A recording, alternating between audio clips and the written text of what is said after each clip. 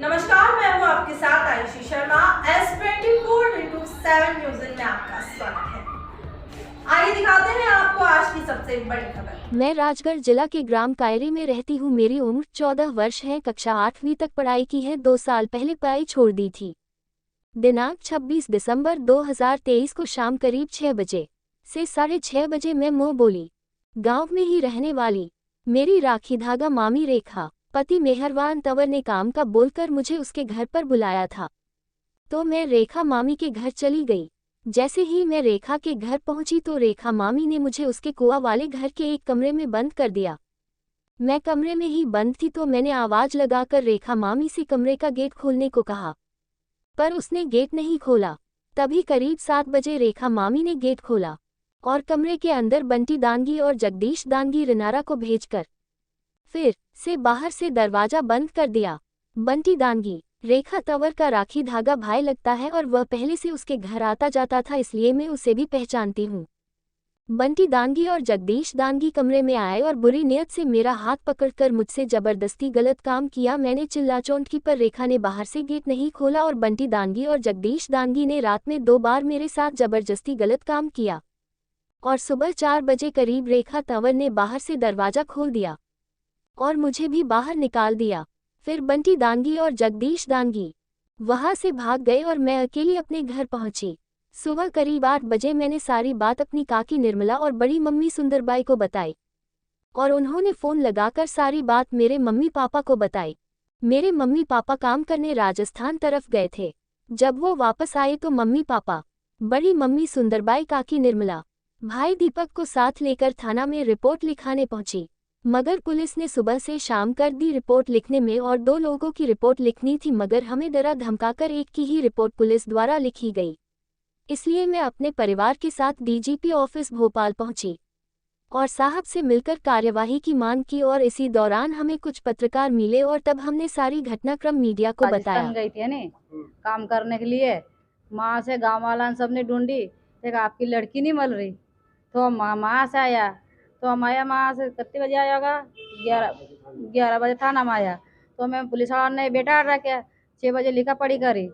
6 बजे के बाद में फिर हमारी लड़की माँ से नहीं मिली। फिर लड़की की फिर गाँव वाला ने बोले के सुबह के 8 बजे मिल गई के, जब माँ से आया राजस्थान से।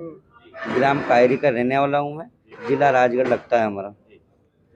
आप भोपाल आए हो, किस संदर्भ में आए हो? हमने चापेड़ा थाने में एक रिपोर्ट दर्ज कराई थी, इस संबंध में कराई थी कि हम लड़की, मतलब मेरी बहन है, मेरे अंकल जी की लड़की, इसका 2-3 लड़कों ने मिलकर बलात्कार किया था। इस संबंध में आए हम। तो छापेड़ा थाने में आपकी नहीं सुनी गई?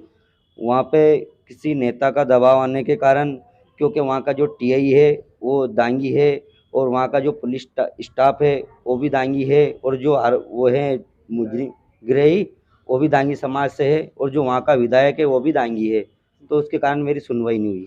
जो बलात्कारी हैं, आरोपीगण हैं, वो भी दांगी समाज से? दांगी समाज के हैं वो। तो इस कारण है उसके मतलब मामले को दबा दिया गया है। दबा, वहाँ पे 2 लड़का था मुजरिम और एक लड़का का नाम तो केस दर्ज होगा और एक का छोड़ दिया गया। अच्छा, हाँ।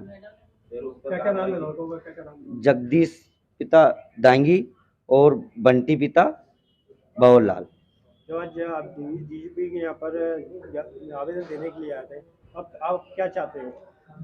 हम चाहते हैं कि हमें उन लड़कों को जो आरोपी है उनको कड़ी से कड़ी सजा मिलनी चाहिए और हमारा न्याय होना चाहिए।